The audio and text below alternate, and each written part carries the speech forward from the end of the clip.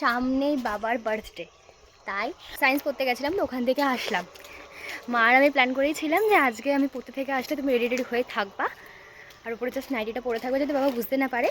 বাবা চলে গেলে আমি আর তুমি যাবো।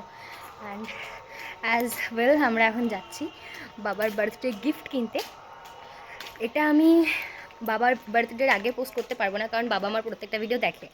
তো বাবার বার্থডে হয়ে যাওয়ার পরে আমি পোস্ট করবো এটা। এখন চলো দেখা যাক কী কিনি।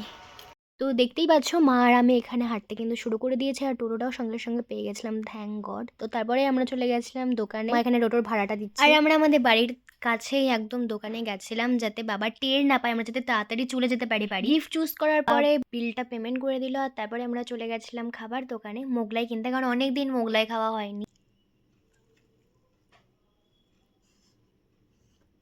অনেক অনেক জানবে বাবা টেরও পেলো না বল।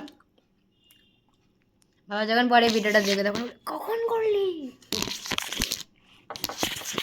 Bye bye.